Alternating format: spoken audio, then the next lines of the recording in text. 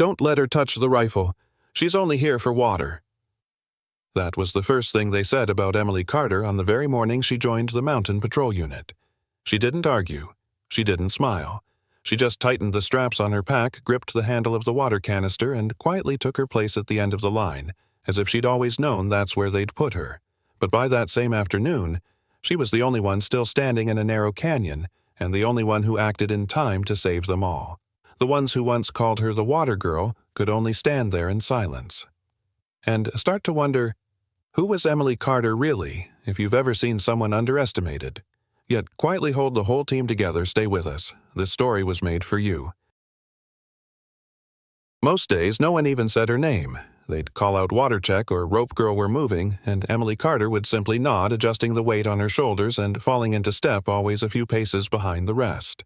She carried more than water and climbing rope. She carried silence, and the quiet assumption that her presence was useful, but never vital. When they briefed the mission, they spoke around her, not to her. If anyone's injured, Carter's on medical. She'll trail behind by 50 meters. Keep pace, don't let her slow us down. But Emily never protested. She just listened, took notes, and the next morning woke up an hour earlier than anyone else to check equipment no one asked her to. Not because they told her to, but because it mattered, even if no one noticed. And sometimes, being unnoticed lets you see more than anyone expects. You could walk right past her and never guess who she really was, and maybe that's why no one looked too closely. Emily moved with the rhythm of the unit, not to be part of it, but so she wouldn't get in the way. At camp, while the others cleaned their rifles or played cards under tired lantern light, she sat alone under her hooded jacket studying topographic maps, quietly tracking wind patterns and noting elevation shifts in a worn-out notebook no one ever asked about. She never said much, but everything she did had purpose. One soldier once laughed watching her polish the scope lens on a rifle she didn't even carry. "You think that thing's yours?" he teased. Emily didn't answer. She just smiled, soft and small, then turned back to her work. And perhaps, some people prepare not for attention but for a moment that no one else sees coming. One afternoon, during a routine supply check, Emily paused. She stood still for a moment, eyes narrowing toward a rocky ridge across the valley. The others kept talking, joking, focused on their own tasks. But Emily slowly turned her head just slightly, like she'd caught something only she could hear. Seconds later, a pebble tumbled down from a slope above, barely noticeable, just enough to make one soldier glance up, startled. "Loose rock," someone muttered. But Emily had already moved. She shifted her stance, checked the angle of the sun, and then resumed adjusting the straps on her medical kit like nothing had happened. No one asked why. No one saw the way she tested the echo of the sound or how her eyes traced the ridgeline again before looking away. Most thought she was just being cautious, but some kinds of caution only come from experience most people never talk about. After that day on the ridge, some of the team started noticing little things, not big enough to question, just enough to wonder. Emily never walked in the middle of the group. She always moved along the edges, not out of fear, but almost like she was calculating something the rest of them hadn't thought to measure. She carried her sidearm differently too, not slung carelessly on her belt like most of the others, but tucked with quiet precision, always in reach, always ready. Once a young corporal asked, half-joking, "Do you even know how to use that thing?" Emily looked at him for a moment, then gently replied, "I don't carry it to shoot. I carry it so my hands won't shake, if I ever need to." The room went quiet, not out of awe, just a silence that said, that answer didn't sound like guessing. And sometimes it's in those quiet pauses, the ones we ignore, where someone's truth begins to speak. The truth is, the team did need Emily. They just didn't really know it. They needed her to carry the weight no one wanted, to refill the water check, the ropes, adjust the packs, to be the one who stayed behind, so they could move ahead. And so they didn't see her as less. But they didn't see her as one of them either. When they laughed over rations, she was often unpacking supplies in silence. When they mapped strategy, her name never came up. And when they spoke of danger, she was always part of the what-if, never part of the plan. No one meant to exclude her. But exclusion doesn't always come with intention. Sometimes it's just the absence of invitation. And yet, Emily never pulled away. She showed up, stepped in, carried more than her share even when no one called it courage. It happened during a training drill, nothing serious. Just a foggy morning. Binoculars passed from hand to hand as the squad tried to spot mock targets across the ravine. "I can't see a thing," one of the younger soldiers muttered, adjusting his scope. "It's just white." The group chuckled. Someone teased, "Too bad, we don't have a sniper on board." Emily, who'd been kneeling nearby quietly checking packs, paused for a moment. Then, almost absently, she looked up and said, "Third tree to the right of the fallen log. Just behind it. You can't see him, but you'll hear the echo bounce off the flat stone below." Silence. The soldier blinked, turned his scope exactly where she said, and there it was, just barely a shimmer of metal through the mist. No one spoke, no one laughed, just a pause, the kind that happens when something small doesn't quite fit the story you thought you knew. And in that pause, Emily didn't offer more. She just smiled, soft as ever, and returned to her checklist like she hadn't said anything remarkable at all. After that morning, something shifted not in Emily but in how the others looked at her. They didn't say anything, not yet, but the jokes softened. The glances lingered a second longer, and someone quietly began watching her a little closer. Because once you start noticing, you can't quite stop, like how Emily always picked the resting spot with the widest sight line. Or how she instinctively faced the wind, not for comfort, but for clarity. Or how her fingers, while checking a medical pouch, would occasionally trace over the sidearm, not nervously, but deliberately. It wasn't loud, it wasn't dramatic, but it didn't feel accidental either. One soldier, in a whisper only meant for himself, muttered, "Why does she act like someone trained for something else?" And in that moment, the question didn't need an answer. It just needed space. To grow. It happened by accident. A moment no one planned and no one spoke of afterward. Emily had stepped away from camp to refill water. One of the younger soldiers, curious more than cruel, saw her open pack left behind, slightly unzipped. He didn't mean to pry. Not really. But curiosity, when left alone with silence, can be louder than it should be. Inside, beneath the medical kit and tightly rolled gauze, he found a small notebook. Weathered. Used. Pages softened by time. He expected inventory, or first aid notes, but what he found were measurements, wind speeds, elevation angles, distances marked to the meter, not guesses, calculations, diagrams of sight lines, sketches of ridge lines with notations on likely firing points, and on the last page a number circled written in confident ink, 423 Minty. Steady hand, full breath. He closed the notebook, quietly, carefully, and for the first time he didn't see her as a helper. He saw her as someone who once held a weapon, and maybe still could. After that night, something shifted again. They didn't talk about the notebook. No one mentioned the sketches or the numbers or what they might have meant. But the silence was no longer the same. It had a different shape now. Less ignorance, more caution. Less dismissal, more wondering. When Emily walked past the campfire, someone straightened up. When she adjusted her gear, another soldier glanced not out of suspicion, but as if trying to understand what they'd missed. Even the ones who used to joke stayed quiet now, and when she sat alone back to the rock notebook in hand, they didn't laugh. They watched. And in that stillness where no one dared ask and Emily offered nothing, a new kind of presence began to form, not louder, not bigger, just undeniable. Because sometimes, once you start seeing someone really seeing them, it becomes impossible to look away. The more they watched her, the more the past came into focus, not all at once, but in fragments. Like how Emily always positioned herself near higher ground even during rest stops. Or how during night rotation she'd trace the wind with her fingers before lying down. Or the way she seemed to know the sound of a boot slipping on stone. Before it happened. No one had paid attention before, and maybe that was the point. Because when you don't expect someone to be capable, you stop noticing all the ways they've already shown you they are. Now those details, her steady grip, her quiet awareness, the way her eyes always scanned, first they weren't invisible anymore. She hadn't changed. They had. And perhaps that's the quiet truth about trust. Sometimes it grows not because someone speaks louder, but because we finally start listening. It was late afternoon, the kind of light that softens everything. The squad was reorganizing gear. Someone's rifle had jammed, and while a few were trying to fix it, Emily stood nearby, quietly cleaning a lens cloth no one had handed her. A sergeant, maybe out of curiosity, maybe just trying to pass time, asked, "Where'd you learn to angle a scope like that?" She didn't look up right away. Just adjusted the mirror, slightly checked the reflection once more, then said, "Calm." even like she was reciting a memory in a place where the fog was thicker than gunfire. That was all. He waited, perhaps expecting a story, a laugh, a follow-up, but Emily had already moved on, rolling up the cloth with the same care she folded bandages.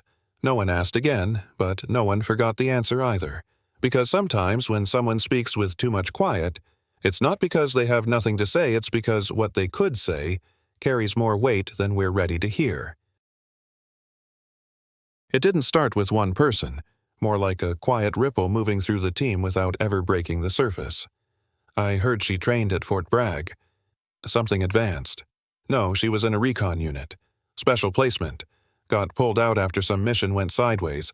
I think she was dropped from sniper school. But not because of her scores. Something medical. No one knew for sure. There were no records to check. And Emily. She never confirmed, never denied. When someone finally worked up the nerve to ask gently in passing, she simply looked down and said, "Some files are sealed for reasons that matter more than me," and that was that. No defense, no drama, just a door that stayed closed but somehow made people stand a little quieter near it. Because sometimes the more a person refuses the spotlight, the more you start to wonder just how far it once reached. The fog was thicker than usual that morning. The team was practicing long-range spotting, scanning the terrain through scopes and binoculars, trying to identify mock targets set by command. Most of them grumbled. "You can't see anything in this soup. Might as well be looking into a cloud." One soldier sighed, lowering his lens. "Target could be 5 feet away, and I'd miss it." Emily, who had been standing off to the side, didn't say anything at first, but then, quietly, almost as if thinking aloud, she said, 2 o'clock, just behind the third tree. 400 meters. Look for a reflection below the branch line, metal, not stone. It's catching sound, not light. They turned, looked, and there it was, exactly where she said.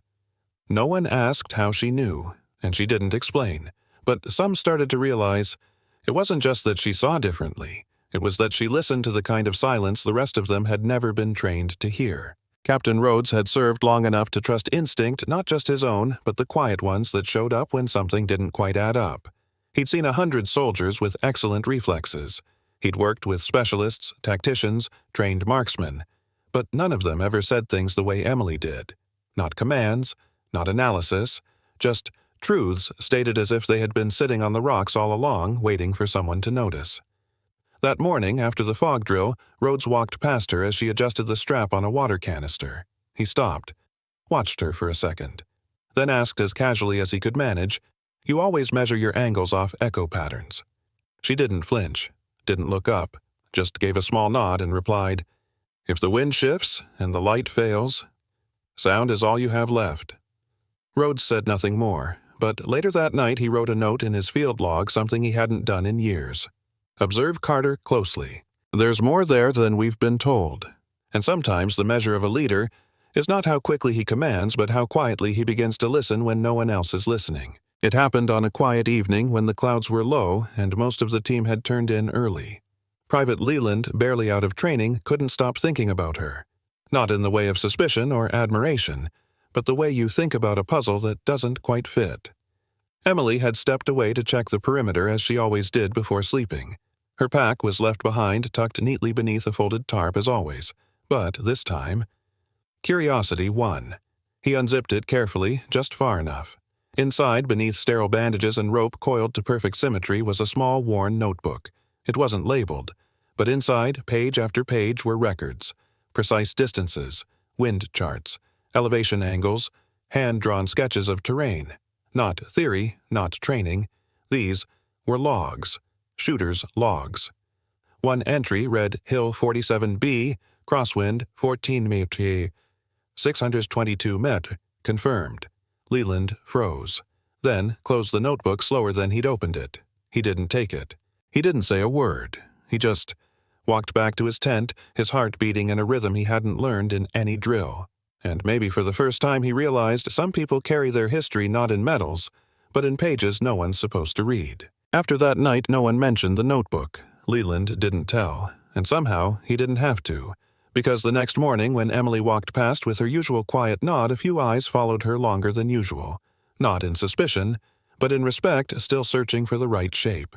There was something different in the way people moved around her now, More space was made, more eyes checked where she was before choosing where to stand. And for the first time when someone laughed at a joke made at her expense, no one else laughed along. No one said anything. Not yet. But the silence between them all had begun to shift. It wasn't empty anymore. It held something. Something that looked a little like awareness, and maybe the beginning of remorse. Because once you start to suspect you've misjudged someone, the hardest part isn't asking them who they are, it's asking yourself why you never bothered to see it sooner. It wasn't dramatic. It wasn't even intentional at first. But over the next few days, the rhythm around Emily softened. When gear was handed out, someone made sure she got first pick, not last. When camp was set, the spot with the best line of sight was no longer taken before she arrived. And when the morning winds came howling down the ridge, a hot cup of instant coffee, unsweetened just the way she took it quietly, showed up beside her pack. No one said who brought it, and Emily didn't ask. She just nodded, gently, as if to say, I noticed, and maybe also, I'm not surprised it took you this long. But she didn't carry bitterness, only awareness, and an old kind of patience, the kind that expects little but sees everything. Because kindness when unspoken isn't a transaction, it's a choice. And respect when it finally comes doesn't always wear a name, but you feel it when it arrives. It was a quiet night, the kind where even the wind had forgotten how to stir the trees. Emily sat a little apart as always, thumbing the corner of her notebook, not writing, just feeling the weight of the pages. One of the older corporals, someone who used to call her logistics girl, wandered over, unsure why. They stood in silence for a moment, sharing nothing but the thin sound of distant insects. Then he asked, not cruelly, not even directly, Do you ever miss it, whatever it was, before this? Emily didn't answer right away. She looked up at the stars, as if remembering something that didn't belong to words, and then she said softly, I never left it. I just stopped needing anyone else to know I was still carrying it.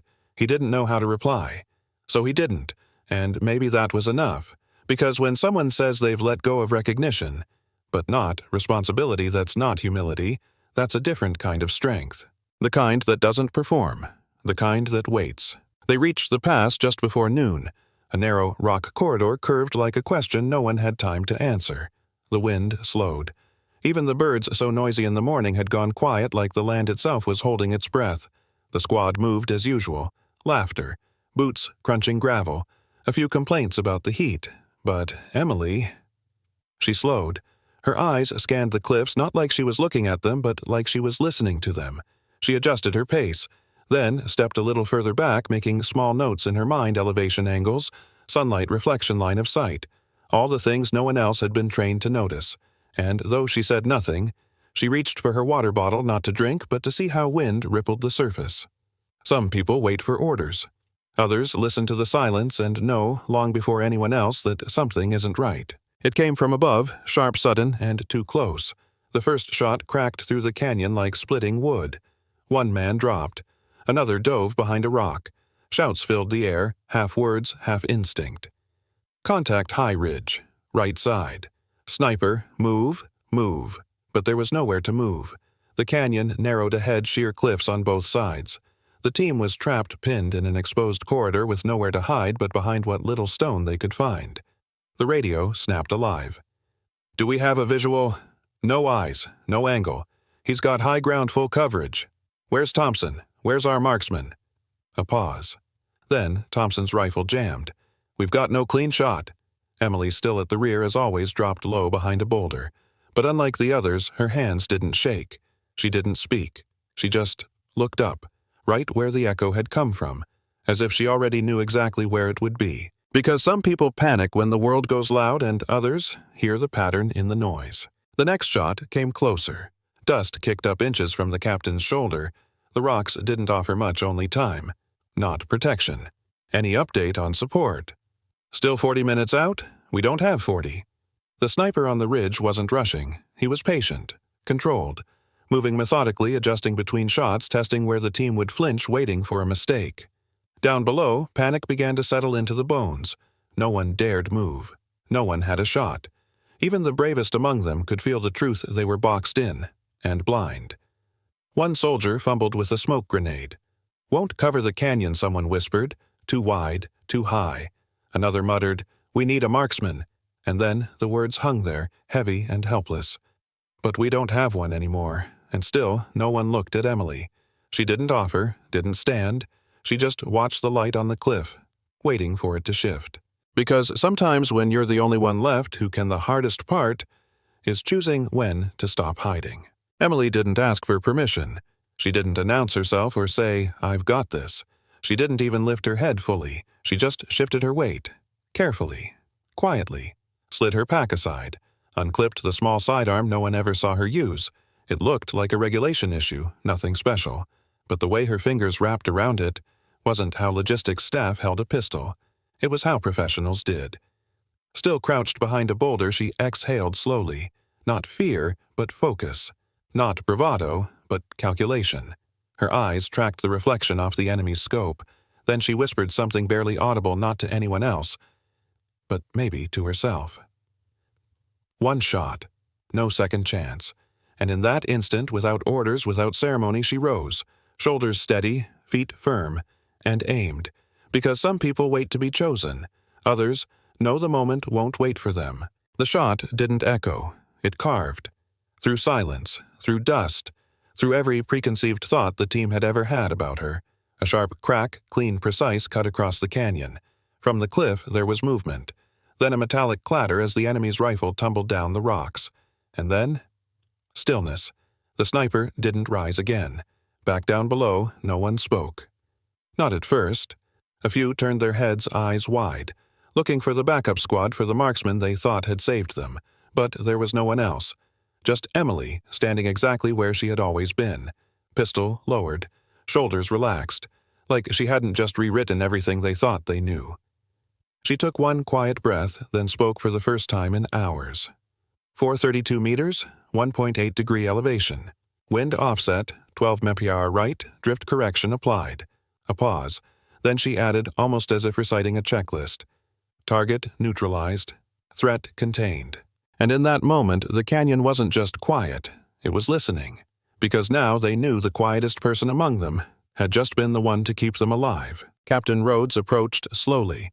His boots still kicked up dust, but somehow they felt quieter. Emily was cleaning her pistol. Not with urgency, not with pride, just the calm repetition of someone who had done this 100 times before.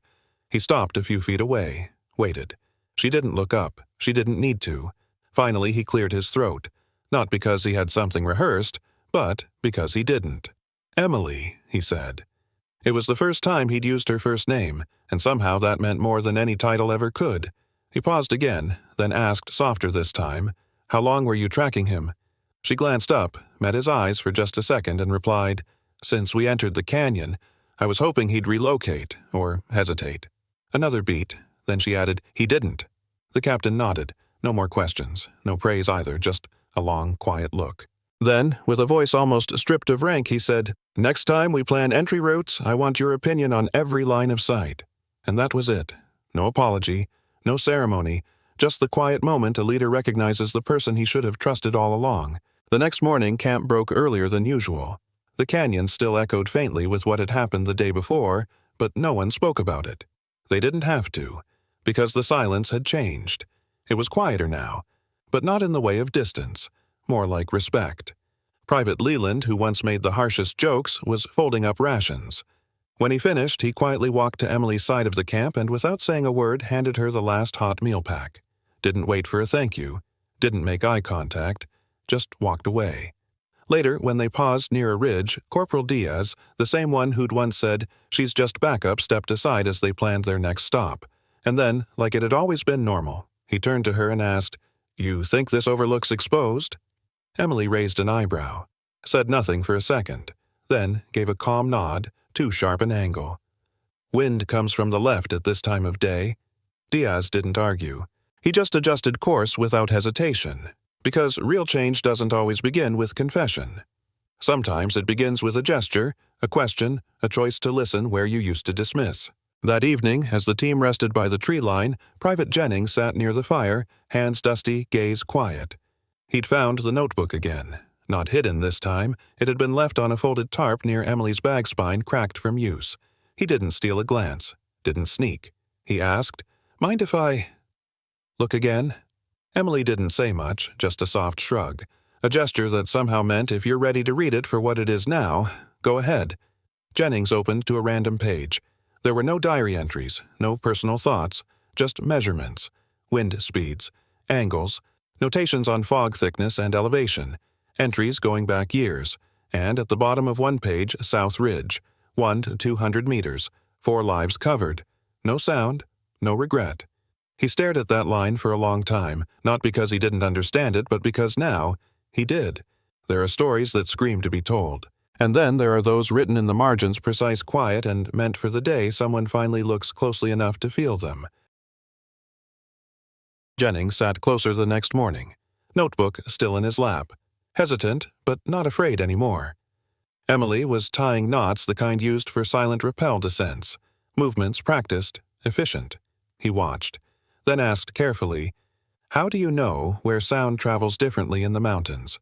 She didn't look up, but this time she answered. "Sound skips in cold air, travels longer over snow. Fog thickens it, but only after sunrise. Listen to birds. If they go quiet, it's not just weather." Jennings blinked. He nodded slowly, not fully understanding yet, but open. That afternoon, 3 others asked too, about range estimation, scope reflection, how to find wind direction without a gauge. Emily didn't smile, but she didn't walk away either. Instead, she took a stick drew in the dirt, and for the first time since joining the unit she taught, not as a lecture, not as a commander, but as someone who'd been waiting for the right people to ask the right questions. Sometimes people share because they want to be seen. Others share because they know it might keep someone else alive. Private Leland had always been the loud one, first to laugh, first to grumble, but that morning he stood alone at the edge of camp, hands still, gaze lifted. Emily noticed. She didn't interrupt. He crouched, picked up a handful of dry leaves, let them fall slowly, watched how they tilted in the air, then adjusted his footing just a step to the left where the wind curved slightly around a rock. He raised the binoculars, waited, then whispered to no one in particular, angles off. "Visibility won't hold from here past 0900. Emily, still packing her gear, paused just for a second, then gave a quiet nod, not of approval, but of recognition. Leland turned slightly, caught her glance, and though he didn't say it, she heard it anyway. "I'm learning." Because trust doesn't always come through apology. Sometimes it comes when someone tries to see the way you've always seen. That evening, the squad sat beneath a burnt orange sky. The sun dipped low, and with it came a rare softness in the air, a brief pause in the rhythm of moving, watching, surviving. Captain Rhodes knelt near the camp map. Rocks marking trails, fingers tracing elevation lines. He looked around the circle. "Tomorrow, we move through Black Hollow," he said. 3 ridge lines, narrow pass. Wind might work against us." Then, without hesitation, without ceremony, he turned his eyes to Emily. "You see anything we're missing?" The team went quiet, not in surprise, not anymore. Emily looked once at the map, then at the horizon. Her voice, when it came, was calm as ever. "Wind through the west notch speeds up by midday. You'll want to shift approach before 1100. Sightlines exposed from Ridge 2, but if we enter from the lower slope, you'll have cover until the last 80 meters. Captain Rhodes didn't interrupt, didn't reword it. He just nodded. "All right," he said, turning to the others. "You heard her." And just like that, she wasn't in the background anymore. She was part of the map, part of the plan, part of them. Dawn broke without ceremony. No dramatic sky, just pale light creeping between pine branches. But the energy felt different. Boots laced tighter, gear packed with a kind of quiet focus. This time, no one had to be told where to fall in, because when they looked toward the ridge trail, Emily was already standing at the front. She wasn't waiting for permission, but she also wasn't demanding to lead. She simply stood there, map tucked under one arm, range notes folded into her chest pocket, eyes scanning ahead with that same calm calculation she always had, and one by one. They lined up behind her. Leland adjusted his rifle. Jennings checked his compass. Diaz tightened his belt. Not a word. But as they moved, their steps matched hers. Their pace took her rhythm, and for the first time the team wasn't moving as a unit because of command. They moved together because they trusted who they were following. You don't need a title to lead. Sometimes the ones who've walked silently the longest know the path better than anyone. Late afternoon, the training ground was quiet. No gunfire, just the sound of distant wind brushing through dry leaves and the occasional crunch of boots shifting on gravel. They were practicing spotting locating hypothetical sniper nests across open terrain. Private Jennings had the binoculars. He hesitated, turned to Emily like he always did now. "Can you confirm my read?" Emily could have answered. She saw it, the reflection, the glint behind the third boulder to the east, but she didn't. Instead, she knelt beside him, lowered her voice, and said, "What does the light tell you?" Jennings blinked, shifted slightly, squinted again, and then a slow nod. "That's not sun glare. It's too regular. That's glass, a scope." Emily said nothing, just gave him a quiet look that said, "Exactly." Later, as they debriefed, the captain asked, "Who spotted first?" Jennings glanced toward Emily, but she was already looking elsewhere, as if the answer didn't need to include her, because teaching isn't always about being heard. Sometimes, it's about stepping back so someone else can find their own voice. The brass arrived by midday. 2 officers' uniforms, crisp eyes scanning with that quiet scrutiny only commanders carried. They were here for an assessment routine on paper, but everyone knew. Every word taken down would matter. The squad stood in loose formation. Captain Rhodes presented the route logs, formation strategies, updated equipment reports. Then came the roster review. Clear voices, names called, assignments confirmed, until one of the officers paused at the printout. He frowned, tapped the page. "Carter, Emily, I don't see a combat designation. She's listed under logistics." Rhodes didn't miss a beat. He met the officer's gaze, calm but certain. "Updates already been submitted, sir. Carter's now tactical recon and sightline analyst, all adjustments field tested, verified." A pause. The officer glanced up this time directly at Emily. She stood still, no shift in posture, no attempt to appear more than she was. The officer gave a small nod. And for the first time on official record, her name stood not behind the unit, but within it. Sometimes it takes longer for the system to catch up with what people already know, but when it does, it feels like justice finally stopped walking past someone who never asked for praise. The night drill began at 2200 hours. No moon, no flares, only the soft red glow of distant campfires and the dull hum of breath held too long. It was a zero-visibility exercise designed to teach reaction perception memory under pressure. The squad scattered behind low brush, scopes fogged, binoculars blurred. Even Diaz, the sharpest among them, muttered, "I can't see a damn thing." Emily didn't laugh. She didn't pity either. She simply stepped forward, knelt beside him, and said barely above a whisper, "Don't try to see the outline. Feel the shape." She pointed toward the distance where shadows shifted but never settled. "Listen to the wind through the tree line. It splits differently when something solid interrupts it. Breathe with it, then count." Diaz tried. Missed. Tried again. Emily didn't correct. She waited, until finally his finger stopped drifting. His whisper came steady, second ridge, behind broken pine, slight movement, low. She nodded once, then quietly stepped away, because sometimes leading isn't about showing where the target is, it's about giving someone the confidence to trust what they're sensing. And in the dark, that may be the most generous gift of all. They stopped at a clearing that wasn't on the official map. Just a worn patch of dirt and stone used by units before them, then forgotten again like most places that serve only one quiet purpose: rest. It was Leland who found the old wooden post first. Weathered. Cracked. A faded etching, barely visible initials from another time. No one said anything. But that night, after gear was stowed and fire flickered low, Jennings walked over with his pocket knife. He looked once at Emily, who sat near the edge of the firelight, hands folded, listening to the forest. He didn't ask permission. Instead, with careful, deliberate strokes, he carved a single line into the old wood, "Carter, the one who sees first." Not sniper, not hero, just that. When morning came, no one pointed it out, but every single member of the unit touched that carving before leaving. Not because it was tradition, but because it meant something now.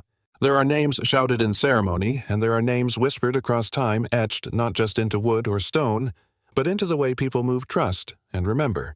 It started with a rustle, then a crack. Too close, too deliberate, not wildlife. Every soldier froze, hands to weapons, breath tightening. Captain Rhodes raised a hand to signal, but before he could speak, Leland turned to Emily, then Diaz, then Jennings, not for confirmation, not out of panic, but with the same steady question in their eyes: "What do we do now?" Emily didn't hesitate. didn't blink. She dropped low, tilted her head toward the ridgeline, closed her eyes for one breath, and listened. Then softly, echoes too narrow. That's not multiple targets, it's one. Circling. Likely testing our edge, they don't know our full size yet. Jennings whispered, ambush or bait? Emily responded, still calm. Neither. It's a scout. We stay low. Shift left slow and wide. Don't give them a silhouette. No one challenged her. No one looked to the captain. They just moved together as if this formation had always existed, like muscle memory shaped by respect. Because leadership isn't always about raising your voice.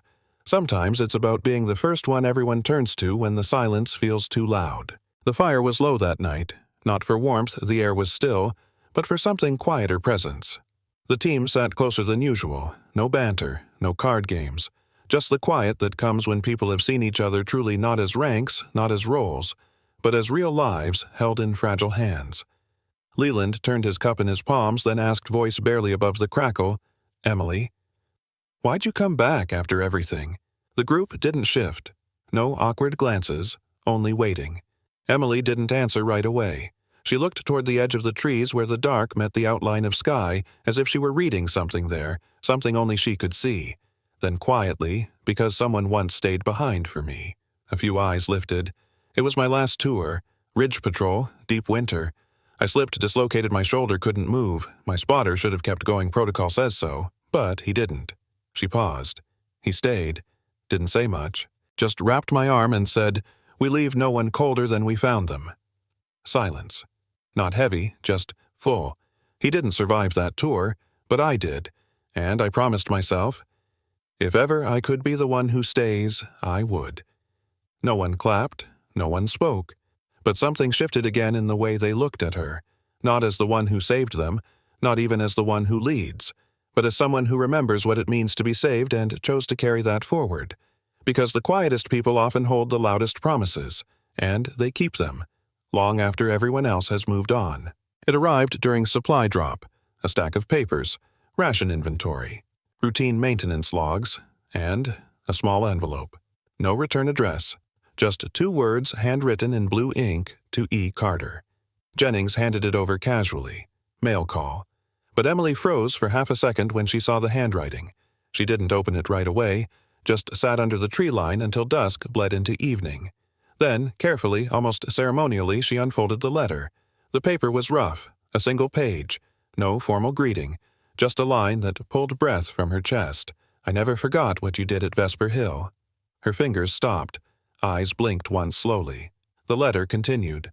I wasn't supposed to say anything, but watching from the ridge that day I saw the way you calculated the shot, then lowered your rifle. You didn't take it. You let him go, and that saved 2 lives, not just 1. A pause in ink, as if the writer needed a moment too. We all thought snipers only protected us by pulling triggers, but you taught me sometimes restraint is the sharpest aim. Signed only J.S. Emily folded the letter, tucked it into the inside pocket of her vest. She didn't say a word that night, but when Leland asked gently, everything okay? She just smiled faintly. Yeah, just someone reminding me I made the right kind of noise by staying quiet. Some recognitions don't need applause, just a single handwritten line. A memory someone quietly carried and sent back at the exact moment we needed to remember who we still are. The final patrol was scheduled at dawn. Mountain air crisp. Every breath visible, every step deliberate. It was a sweep mission, nothing unusual, except this time the briefing was shorter, quieter, and when Captain Rhodes looked down the line of faces, his eyes stopped at one. Carter, he said, you take the lead shot today.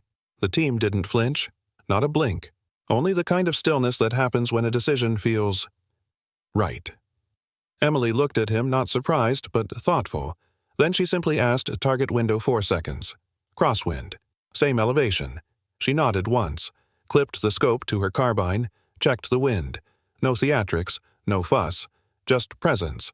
And when they reached the ridge, she didn't wait to be reminded. At exactly the right second, with breath steady and sight true, Emily squeezed the trigger not with force, but with trust. The flare cracked through the valley. 1 shot, signaling the beginning of the sweep. Not a kill, just a signal. But in that sound, the message was clear. This team moves now. When she says we're ready. It wasn't because Emily was the best shot. It was because she was the one they chose to begin with. And sometimes the greatest recognition doesn't come from applause, but from the moment someone trusts you to set the very first rhythm. The patrol ended without a shot fired in conflict. Just steady footsteps, measured silence, and the quiet knowing that nothing had been the same since her first shot. At the outpost, Emily packed her gear the way she always did, precise, deliberate, without ceremony. No one gave a speech. She wouldn't have wanted that, but one by one they came. Not to say goodbye, but to return something intangible they'd carried from her clarity, steadiness, trust. Diaz handed her a folded cloth. Inside, a small field tag carved from ridge wood. On it, 3 words burned gently into the grain. Still. Seize. First. She didn't cry, didn't linger, just offered a nod that said more than any salute. As she walked beyond the checkpoint pack on her shoulder, no rank on display. Someone whispered from the back of the group. She was never just the water girl, and no one laughed. They only watched her silhouette fade into the rising sun. Because Emily Carter didn't need a statue, didn't need a title carved in stone. She left something more enduring, a rhythm of steadiness each of them now carried. If someone ever stood behind you quietly, but helped hold your world together, this story was for them. If you felt seen, even a little subscribed to this space. There are more stories like hers and maybe like yours.